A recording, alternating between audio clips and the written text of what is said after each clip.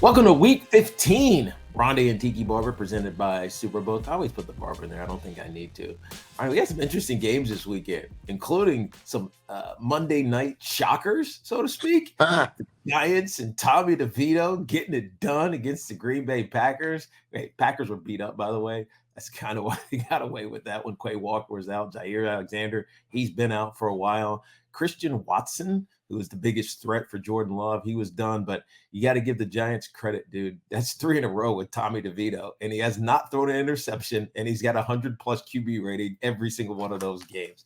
Long live Tommy! Give me the Italian.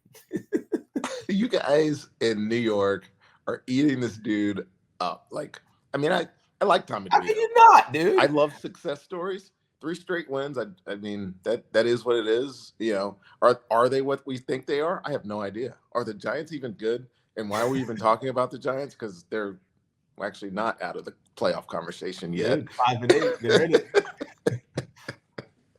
it. This was a good week, man. Actually, there was a ton of great football. If you had a chance to sit around and watch it, there were great games. I mean, with the exception of Minnesota and Las Vegas, which was football back 50 years. Right. That was probably the worst possible football game in the history of football. But the reality is that coming out of week 14 last week, it left me thinking that there's a lot more concern about some pretty decent teams. Right. Are you concerned about Miami? I'm kind of concerned about Miami right now. When they don't have Tyreek on the field, they don't score points. When he puts it back on the field, they're actually a good football team. Is Zach Wilson a good player? I mean, kudos to Zach Wilson. I mean, we all wrote Zach Wilson off. And did Nathaniel Hackett have a reckoning? Did he all of a sudden realize that he can just let his quarterback go and the Jets win? Don't believe the Nate Hackett hate. Don't believe the BS narrative. The reality is Nate Hackett's been calling those plays all year long. Zach just didn't want to throw them. He didn't want to throw the tight window throws. He didn't want to take the shots on a covered tight end down the middle of the field. You know this, Rondé. Slot defender, linebacker has his back turned. That guy's open, right? Throw it. So he finally started doing that. But the bigger story with Zach Wilson, guess who they were playing? Guess who they were playing? The Houston Texans. Guess who the head coach is of the Houston Texans? DeMeco Ryan. Guess who DeMeco Ryan's learned how to coach defense under? Robert Saleh. A lot of cover 3. We're going to eat it up. They knew exactly what they were doing. Right. You give the kid credit, dude. He took the shots. They scored 30 points and a half, which is something they haven't done in a long time. But Zach still's got a long way to go. And to be honest, Rondé, he's probably auditioning for another team next year. But at least he was out there and gave the Jet fans something to cheer about. You think they're completely in rebuild mode, in their minds? Who, the Jets? Yeah, the Jets. No, I don't. I think they're in stasis mode. They're, if you're a sci-fi geek like I am, you watch these shows. We're gonna go to the outer reaches of the next universe or whatever. You got to go in stasis for suspend animation. That's kind of what the Jets feel like they are. They don't want to get major injuries. They want to keep playing good defense because they've done that all season long. They moved into a top 5 defense, as crazy as that sounds, after their rough start. They're just waiting for Aaron Rodgers to be healthy. And so next year, it's not rebuild. It's how can we get little incrementally better? And when Aaron Rodgers gets back on the field, we'll have a shot. That's what I think the Jets are doing right now. Yeah, that's actually probably a pretty good take because every game you see on TV copies, they spend the entire time looking at Aaron Rodgers, watching his reaction when Zach Wilson makes a good play. Defense makes a good play. It's this is what you could have if this guy was actually playing. Bro, it's almost as bad as quarterback. It's almost as bad as the Taylor Swift sightings. It's where's Aaron Rodgers? How many shots of Aaron Rodgers are we going to get today? And I think if you did a drinking game, you'd be hammered by the middle of the first quarter. Right. So there we go. Look, they're out of it. They're not in the conversation. The conversation really is about the Souths, right? The NFC South and the AFC South, and the Norths, and the AFC North and the NFC North. The AFC North is an interesting one, Rondé. We've talked about this one a lot, I believe, because the Steelers, they should be good, except they don't have a quarterback. And Mitch Trubisky just can't get it done. And everybody else, with backup quarterbacks, except for Baltimore and Lamar, who's just amazing, had 370, almost 80 yards and a few touchdowns. Baltimore's Baltimore. John Harbaugh's going to win 10 games no matter what, no matter who he has a quarterback. But the backup quarterback in Cincinnati, they win. A backup quarterback, really the third backup quarterback in Cleveland, they find a win. The only team that's struggling off of that early conversation where we thought all four of those teams might make the postseason is the Pittsburgh Steelers. And guess what it comes down to? The quarterback. Right. It's pretty interesting that Mr. Trubisky continues to take steps back for the Steelers. The guy's been around a long time. He's been in the system. He's there for 2 years. Right. I sit there and I'm saying, is Duck Dynasty time yet? Are we ready for Mason Rudolph in Pittsburgh at this point? But you're right, Tiki. The AFC North is still the most competitive division. Good competitive division. When we talk about the NFC South here in a little bit, you can say it's the worst of competitive division. But the reality is, if you're the Cincinnati Bengals, who are working with Jake Browning, backup quarterback, is he this year's Brock Purdy? That's the way I'm looking at Jake Browning. Did he just need a chance? Is he the quarterback that we all didn't know that we needed? Right? Because he all he's done in his 2 starts is have 11 incompletions on 61 passes. He's got 630 yards, 3 touchdowns, and 2 wins.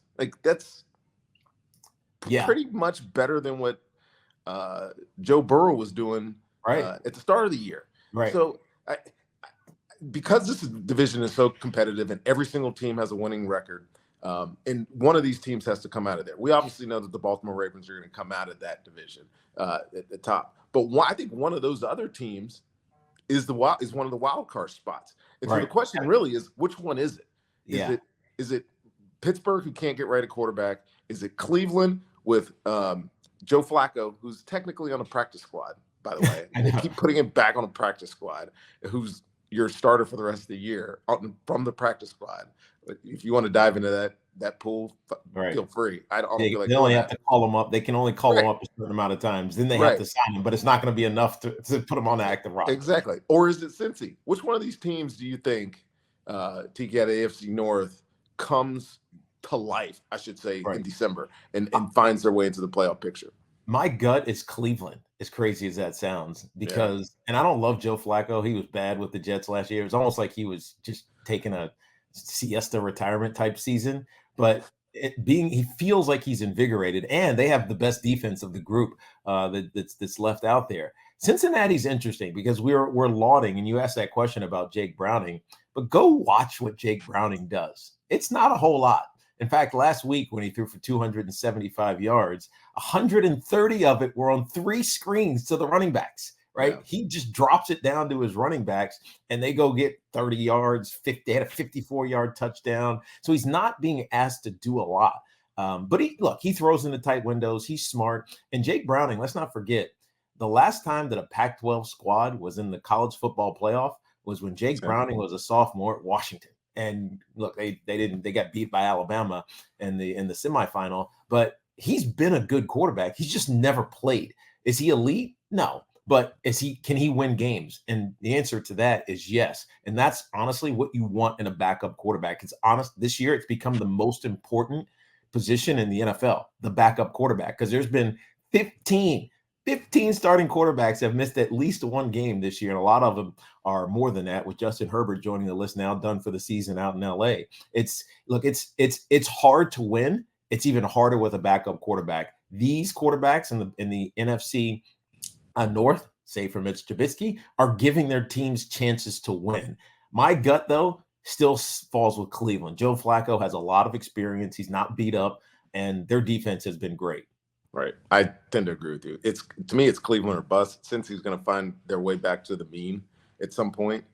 Jake Browning, notwithstanding his great 2 games, I think is more of an anomaly than it is the reality of the Cincinnati Bengals. Go back to the 2 ago when he first had to play. He didn't play very well. He didn't play very well, right? 3 ago, I should say. Dude, I think Cleveland may be the front runner for Defensive Player of the Year. We've talked about this already with Myles Garrett, in today's NFL, because of the mediocrity, if you want to call it that.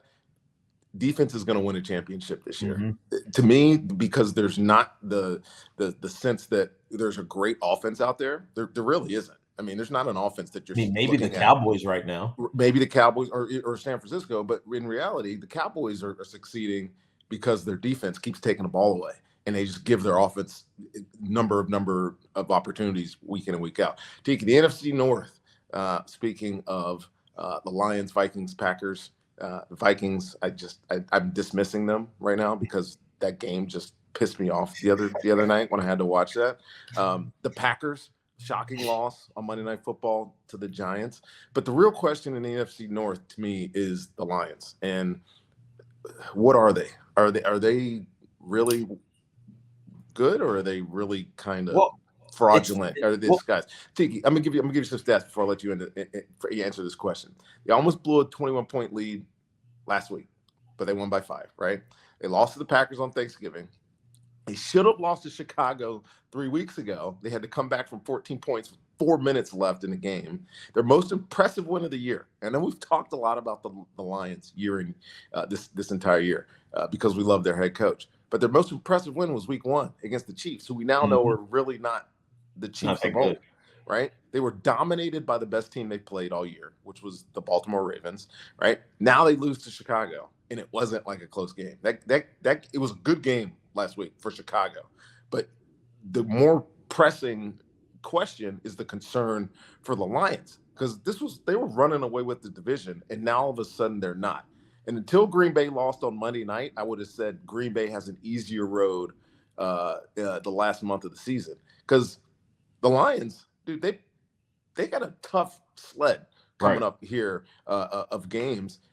Including this week where they play the Broncos. So are the Lions frauds, or are they really the best team in the NFC North? No, well, I can't say they're the best team in the NFC North, and this will be an interesting game because Dan Campbell got a lot of his coaching mentorship under Sean Payton. Sean Payton, that's right. And he was down in New Orleans. So these two teams are very similar. Like their offensive scheme and their philosophies, they're going to be similar. And I think you have to throw the edge to the Denver Broncos, who have won 5 of the last 6, or whatever the number is.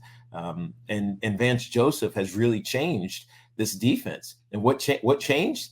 One, they got healthy. PJ Locke has been amazing, filling in for Kareem Jackson, who just keeps getting suspended for the season for these games. Justin Simmons, he's back. I had them last week, and you ask him, what changed? He's like, we just stopped trying to do too much. Like we just do what Vance tells us to do, and they're aggressive. They play zone, but they blitz a lot too. And so it's a weird dichotomy when you play them defensively. And so it's a challenge for quarterbacks, and Jared Goff is going to deal with that. I think, if I was going to just nutshell what the Lions are, they don't know how to finish games, right? They don't have that killer instinct, which is surprising to me because when I think about Dan Campbell, that's what I think.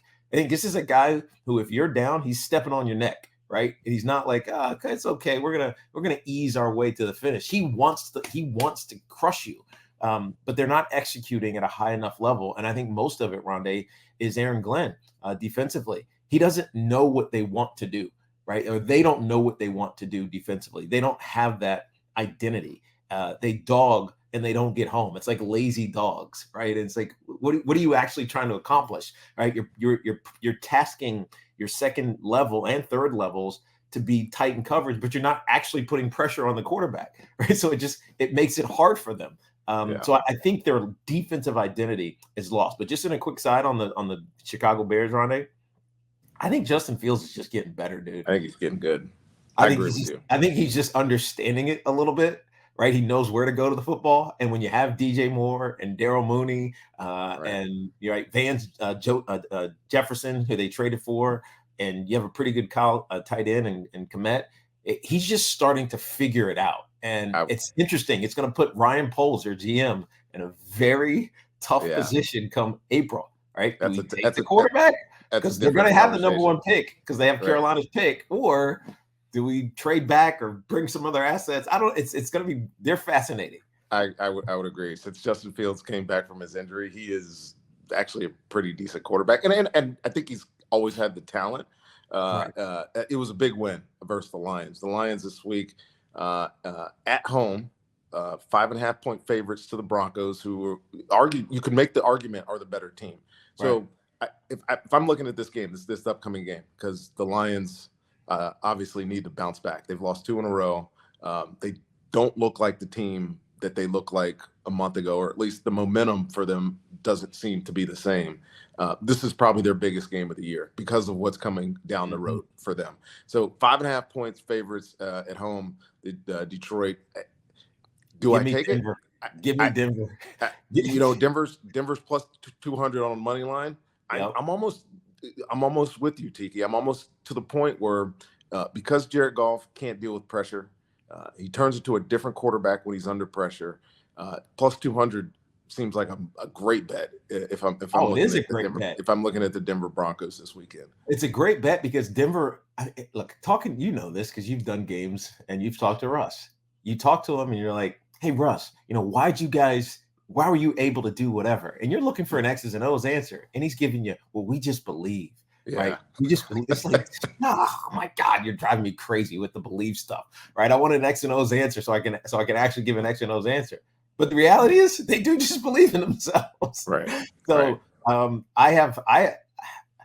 to use his evangelical ways, I have faith the Denver Broncos are going to find a way to win this game on the road, simply because they truly have the momentum from playing good football, as long as they don't turn the football over. They have 18 turnovers defensively in the last 7 games or 6 games. And the only one they lost was when Russ threw 3 interceptions. Right. All right, real quick, AFC, NFC South. It's basically a measure of who wants it, right? All of Jacksonville, Indy, Houston, losers week 14. Especially the AFC South, I can't call it, right? Jacksonville's home dogs to Baltimore this week. That's probably a loss. Baltimore's better team. Indy is 2.5 favorites to the QB-less Pittsburgh Steelers this week. That's actually probably an interesting game. And if I wanted that's the best one. Right. If I want to take a deep dive into the AFC South matchups this week, that's probably the one. And Houston without CJ Stroud, plus 2.5 dogs to a Tennessee team that just shocked the world and beat what everybody thought was the best team one of the best teams in the AFC in Miami last week. I'm probably rooting against Houston. Right. And I hate to say that because I've been rooting for them the entire year. I'm kind of rooting against them this week. Right. Look, there's a reason that all of these games are a field goal games or less. Right. And when you look at the line, I think Pittsburgh. I can't put faith in them without consistent quarterback play. And I know that Gardner Minshew, even though he's not a world beater, he's going to make the right decisions. Yeah, he's good enough, right? Right. He's good enough. So I like Indy by a field goal as the favorite here. The Houston Texans without CJ Stroud are a different team, and so Davis Mills is not that guy. Right. I don't love Will Levis. I don't love their run game. Derrick Henry, even though he's rushed for almost 800 yards this season, it just feels it can be truncated. But without CJ Stroud, give me Tennessee. All right, NFC South, real quick. Bucks, Falcons, Saints all have the same record, 6-7. Right. Who's stepping up to steal the division? Because I have the Bucks and the Packers this weekend, so I'll exclude them. But the Falcons, they're all flawed. Every one of these teams is flawed. It's just like last year. The winner of this division is likely to be sub 500. Right, and hosting a playoff game and all those conversations that ensue with, a team that's 7-10 or 8-9 hosting a playoff game. It is what it is. You win your division, you get in. To be honest with you, the Bucks are probably in the driver's seat because they play Carolina. Yeah, they still have to play Carolina at last game of the season, and I think it's going to be one of those deals where the last game of the season is going to be the one that matters. I don't think any of these 3 teams are going to be quote unquote players in the playoffs, but somebody has to win, and they all have significant games this week. The Bucks have the inside track, that's for sure. And it feels like they have the talent, and Baker doesn't make a lot of mistakes. To me, it feels like the Bucks. I feel like Arthur Smith and the Falcons have I mean, sometimes I just don't know what they're doing. Like I don't know what his decision making is all about. Right. And it's almost like he loses games by trying to be smarter than the mean. And that's frustrating for a team that doesn't have a ton of talent, but they're good enough to win. They coach themselves out of victories. It's almost like Brandon Staley in the LA Chargers. In LA Chargers. If you put it this way, if you're talking quarterbacks, and it's hard to, say that Baker Mayfield, who's only had 13 games in the NFC South, is the best quarterback. Oh yeah, without a doubt. He definitely is the best quarterback. Right. All right, Ronde, let's take a break. We'll come back with segment 2, talk about some Super Bowl teams from a year ago who I thought were going to be there again. Yeah, maybe not. Win a trip to the biggest football game of the year, courtesy of SuperBook Sports. SuperBook will fly you and a friend to Las Vegas for February's championship game. They'll also give you 2 tickets to the game, plus a 3-night hotel stay. It's very easy to enter. All you have to do is place a $25 same-game parlay between now and January 7th, and you're automatically entered. So a $25 same-game parlay between now and January 7th, and SuperBook will enter you automatically. So wager and win a super trip to Las Vegas, courtesy of SuperBook Sports. Visit superbook.com for terms and conditions. Gambling problem? Call 1-800-GAMBLER. All right, welcome back. Segment 2 of Ronde and Tiki, presented by SuperBook Sports. 2 key losses for both Super Bowl teams from a year ago in week 13 or 14. I'm sorry. Mm-hmm. And this, to me, this is the biggest storyline of the week, Tiki. And so we're going to ask ourselves this question: who are you more concerned about right now, the Kansas City Chiefs or the Philadelphia Eagles? So for me, it's the Eagles, because all of a sudden they cannot keep up with the big boy teams that they're playing against, and it's largely because of their defense. In 3 consecutive weeks, gave up 34 points to Dallas. They gave up 42 points to the San Francisco 49ers, who seem to be the best team in the NFC. And then they gave up 33 points again to Dallas. And somehow, they beat Dallas in that first game, and they probably shouldn't. They probably shouldn't have. Right. So the 3 games they've played against the teams they're most likely to play or have to play in the playoffs to get to the Super Bowl, they've failed. And this week, they have a huge game. It's Monday Night Football. It's Philly at Seattle. Seattle, yes, they've somewhat faltered on their run in the NFC West, but Philly is 4.5, or I think 4-point favorites on the road in Seattle. Do you? And the question I think we're asking is, do you buy them to correct their course this week? They appeared to me to have some real issues, especially when they're behind in football games. They're not built to win games when their method is run the ball, let the quarterback create his own opportunities when he gets out of the pocket, whatever. But when they're trailing, they don't seem to have enough to win these games. In 3 weeks in a row, they're 1-2 and against good football teams. And I think this was a tough one, going all from coast to coast to play the Seattle Seahawks this week. I think this is going to define their season now. Even though they're still the best team in the NFC East, I think this one defines it. I think there's a couple of things here, Ronde, because you're right. Their defense has gotten bad.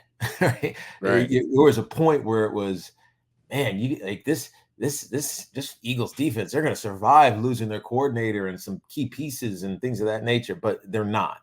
And in the last couple of games, while DeAndre Swift has actually been pretty good most of the season, he hasn't shown up. And so if they don't run the ball, they can't control the game. I honestly think Jalen Hurts is hurt in some capacity. Like he's nursing something. You don't really see it, but you feel it because he's not as dominant as a runner as he is. Now look, he's got 12 rushing touchdowns. So what the hell am I talking about? But it doesn't feel like he's that difference-making scrambler runner that he was a year ago. And so as a result, they get behind. And then how do you play catch up when all the defense has to do, as Ronde, is just cloud those 2 guys, right? Just throw somebody on top of them. Cloud, if you're going to play man, you bracket them, and he can't find his guys downfield and make big plays to keep up. Now they score points, but it always feels like they're chasing, right? And so it is worrisome, mainly because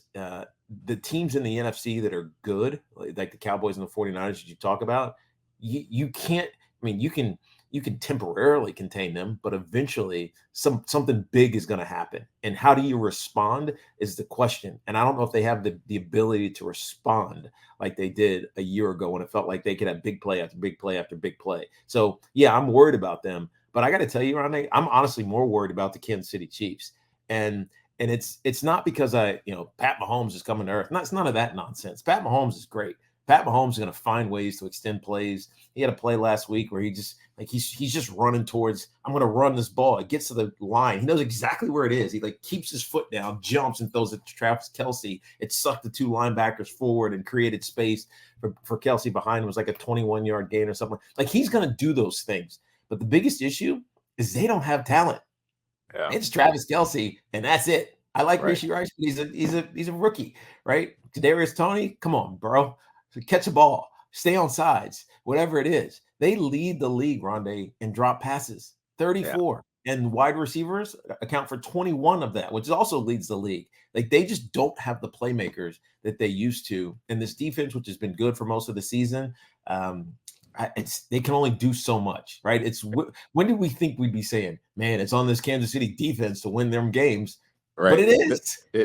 This to me, this is going to be Andy Reid's best coaching year. If he gets this team to the playoffs, and they obviously are, I think they're going to win the AFC West. But the reality is they have to feel Denver breathing down their necks right now.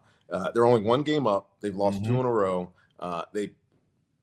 On paper, even though the Patriots beat Pittsburgh last week, and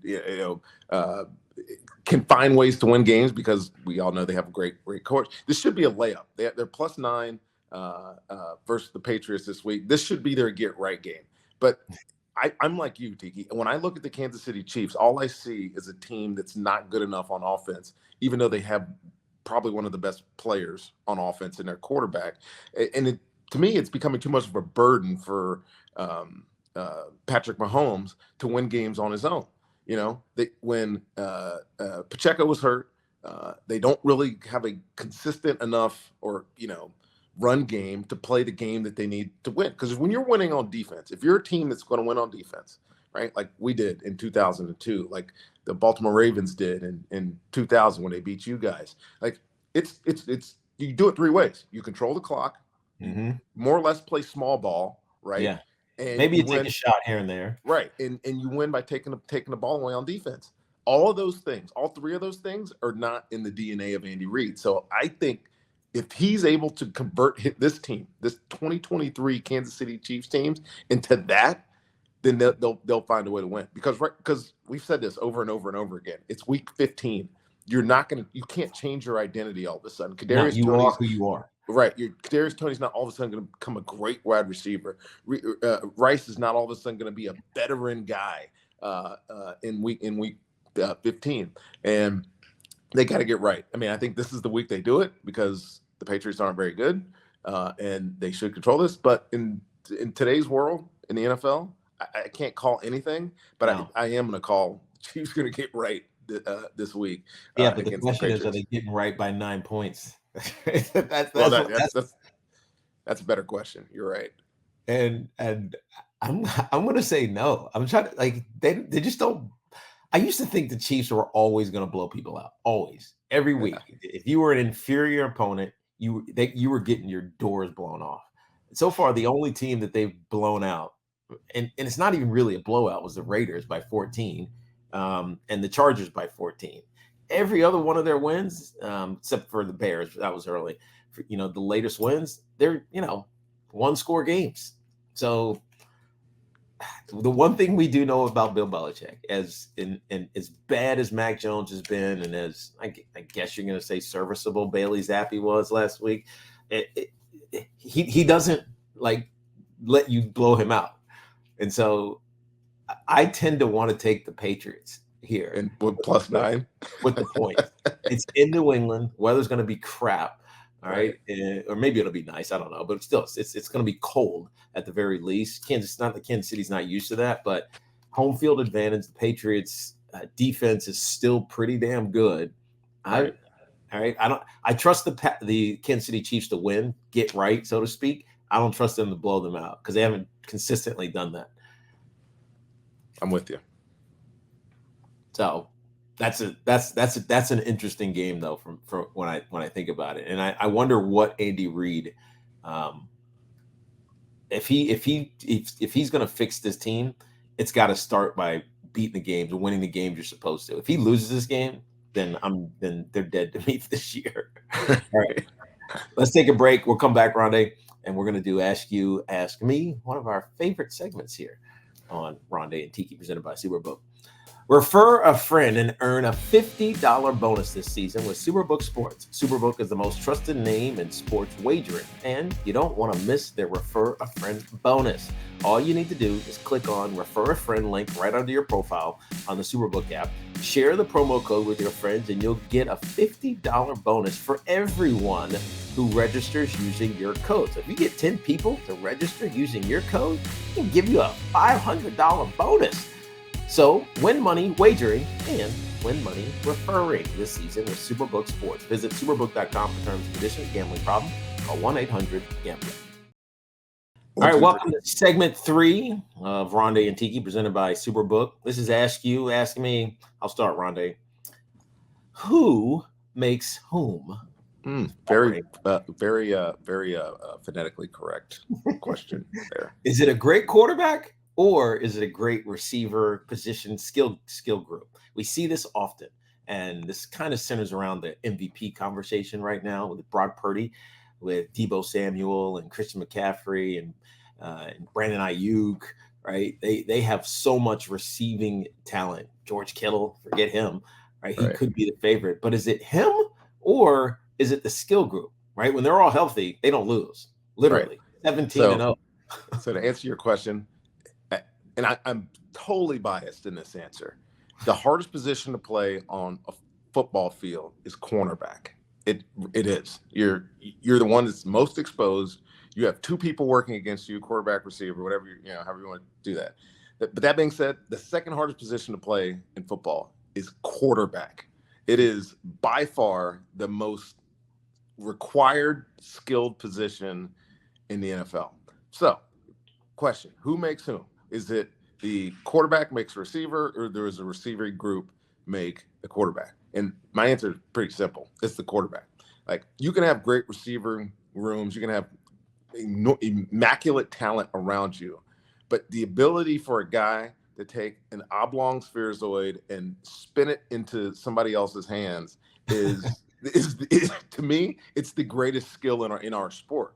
And the ones that do it well consistently win, right? The ones that do it poorly consistently lose. And I think that goes without saying. So to answer your question, you can have a great skill position group, and we know this, Tiki. The talent around the league is pretty even, right? Like, if you're, whether you're drafted in the first round, drafted in the fifth round, whether you're a free agent, whatever, like, there's a reason why you're even getting an opportunity to play there. What separates the great skill position groups from the ones that aren't producing is the quarterback, right? And so, to me,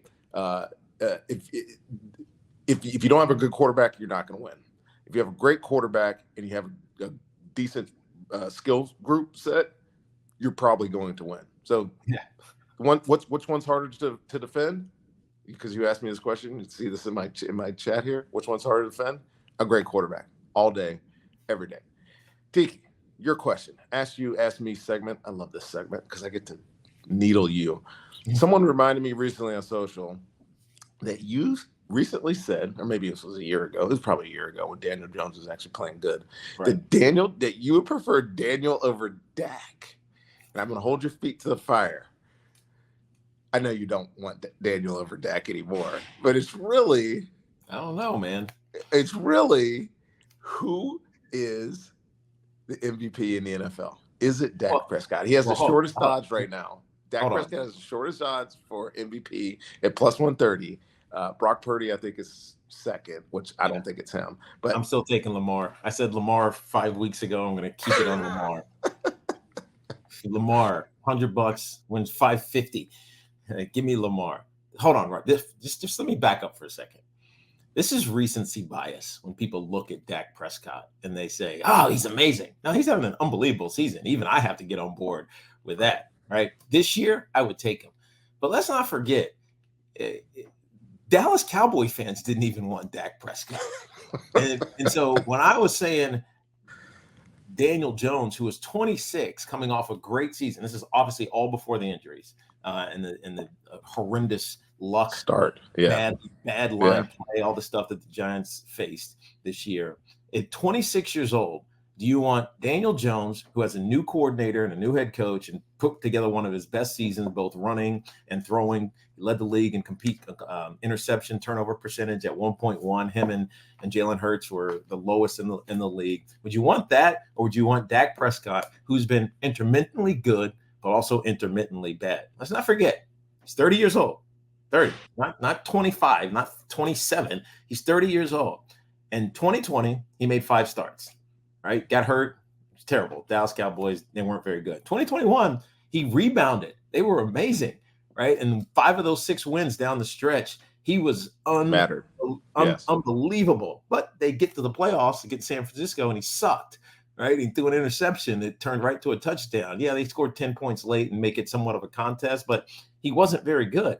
And then but he was good that season. 2022, he missed 5 games and still led the league in interceptions. So what are we talking about? I know he's phenomenal in 2023, but Dak Prescott is doing this. Dak Prescott is riding a roller coaster. And so right now, 100%. Beat your chest, Cowboy fans. It feels good, but give it to me consistently. Great players, those that get into rings of honor and Hall of Fames, Ronde Barber, they do it every year. You don't have to go, I wonder what Ronde is going to do this season for the Bucs. You don't think about it, right? I wonder if Ronde is going to be healthy. Is he going to play hurt? Hell yes, right? Dak hasn't done that. Now, neither is Daniel Jones, because Daniel Jones is consistently hurt. I wouldn't want him right now for anything, because he's coming off an ACL injury, and Tommy DeVito might take his job with the quarterback controversy the Giants are going to have next year. But let's not get it twisted just because Dak is doing great right now. I give him credit. I really do. But let's pump the brakes on Dak. Is he going to win the MVP? If he keeps playing the way that he is, like they made a shift early in the season with CeeDee Lamb. They started putting him outside, being more like an X-wide receiver, letting him do in it, but then varying him by throwing him in the slot. They have some good talent around him. Yeah, he probably will, but I can't discount what Lamar can do on any given day, which is put up almost 400 total yards, and his team always is in the postseason. A lot of it's him, a lot of it's coaching. I like Lamar because the odds are just better, but I could see Dak winning it for sure. Love it. All right, one game talk about because there's a lot of blah this week. Mm-hmm. You look at the schedule. Matchups are what they are, but the one game we're definitely got to talk about is the boys versus the Bills. Cowboys at Buffalo. Cowboys are plus 115 right now on the money line. It's Bills are 2-point favorites. Over unders 50.5, which I actually kind of like in this game because the boy. I mean, I don't know what the weather's going to be like. I haven't looked at the weather report, but 50.5 seems like a pretty easy number. Both these teams are scoring points. So, are you buying the Buffalo Bills? Because the Cowboys are one of the hottest teams in football right now. We just talked about Dak Prescott, maybe the best quarterback in football right now, at least the way he's playing. He's played the past month and a half of the season. Are you buying the Buffalo are favorites in a late afternoon game in Buffalo, right? Cowboys are legit. They are both sides of the ball, legit. Right. This game is so interesting because the Bills are favorites at home. And I think you talked about recency bias a second ago. I don't know that they deserved to win last week, but they did. And they come in as favorites against the boys at home. I think this is probably the game of the week, and everybody's eyeballs are going to be out. Probably going to be the most bet game of the week too. So, what do you think? I just looked it up. It is a high of 48, a low of only 43. Oh, so perfect. Cloudy, kind of perfect fall, winter football weather, which means that I would take the boys on this one, the Cowboys on the road. I know that Joe Brady has changed the feel of this offense a little bit, right? It feels more consistent. It feels like he's gotten a little bit more control of the gunslinger nature of Josh Allen, and that's what's helped him win. He's just not making the mistakes that he was before. He's being more consistent with his thought process and his layering of or looking through the layers of the scheme that's done. And so I like them, but the Cowboys have just been so explosive. I mean, as much as we clown and talk about Mike McCarthy being whatever, this is the reason that when in Green Bay he started, jacking around. I just want to be the head coach. I don't want to call the plays anymore. I'm going to give it to Maurice Carthon or whoever the hell he made his offensive coordinator. Aaron Rodgers got pissed.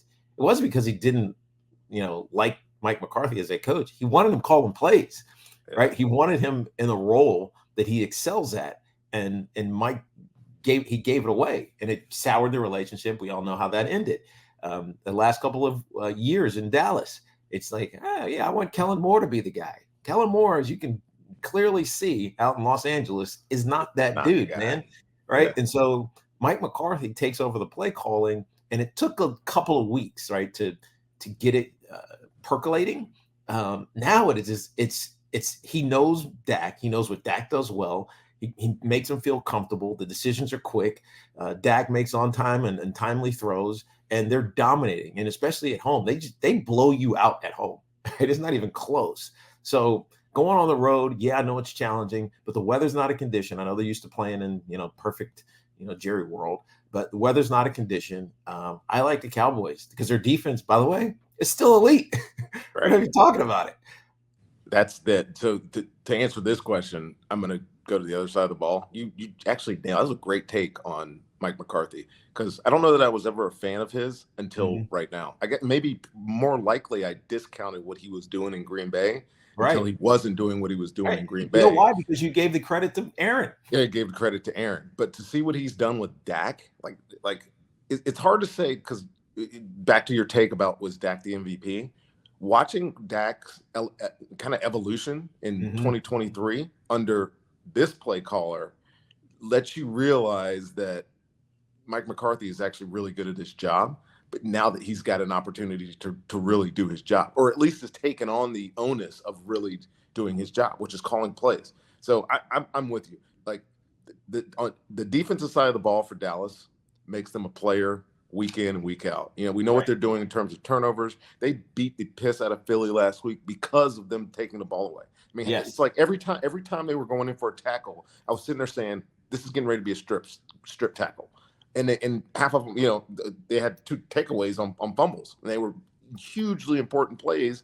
And then Dak responds and scores touchdowns off those turnovers. And we throw this term around, complimentary football. That's complimentary football. That's why they blow people out. So in Buffalo this week, 2-point dogs, the boys. I'm taking them. Right. I'm gonna get my $15 off 100 Cowboys this week. And I mean, we have to talk about the kicker. Right. That's what I was gonna say. A 3-point game? This dude doesn't miss. They got a kicker that's 30 for 30 on field goals. Now, granted, he's missed some extra points, whatever. But the first kicker in history, Tiki, to kick a 59 and 60-yard field goal in the same game. First ever. Last year, this Cowboys team made the playoffs, and Brett Murray missed 5 of 6 kicks in the playoffs. Yeah, they have the ultimate weapon in a freaking place kicker right now.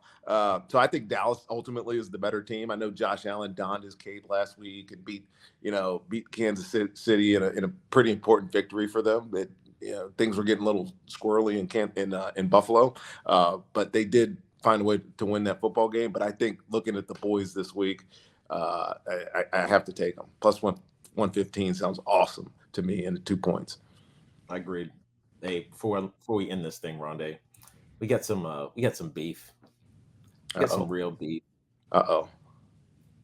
Manchester United's traveling to Anfield this weekend. We might have to get a little personal thing going on here. Can we not talk about this? What are the odds on that? 475. I'm not even doing that. 475. I can't even. No. Bruno Fernandes, or creative midfielder guy, is out. Got a yellow card. I think he misses the game. Probably did it on purpose because he doesn't want to play against Liverpool. They just lost to and got eliminated from the Champions League. We have 3 forwards who can't score, get no service in the box to the Højlund guy we brought in. Like, no, I'm not even touching that. Are you even going to watch? No, probably not. I've given up on Manchester United. No, I'm just kidding. I'll watch it and hope for an upset. To me, this feels like the game that Liverpool loses. Liverpool's lost one time this year, right? They're top of the table right now, 37 points. They just jumped Arsenal, who lost to Aston Villa. Right. Wow, shocking. But whatever. That's just English Premier Soccer right now. This feels like the game Liverpool loses for no damn reason at all. Whoever wins owes the other one a drink. I'll buy you a drink. I'm gonna bet on United just because I like United and like. Well, dude, it's 475. It's like, kind of, how do you not do that? No, I might bet on United just in case. Right. You know what? At times, United look like they can be a top 4 team in the Prem. This year, they are so inconsistent in front of goal, despite dominating possession, despite playing good on the back end. I just don't see them scoring. Where's this game at? It's in Anfield. It's at Anfield? No chance. But I'm gonna bet him. But I'm gonna bet him anyways because I'm gonna. Yeah, I am too. So just in case we lose, at least I'll get my 450. All right, bro. I'll see you next week. See you, dude. Ronde and Tiki, presented by SuperBook.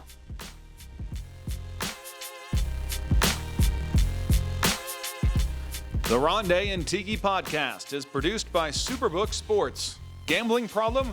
Call 1-800-GAMBLER in Colorado, Maryland, Nevada, New Jersey, Ohio, and Tennessee. In Iowa, call 1-800-BETS-OFF or visit 800betsoff.org. In Arizona, call 1-800-NEXT-STEP or text NEXT STEP to 53342.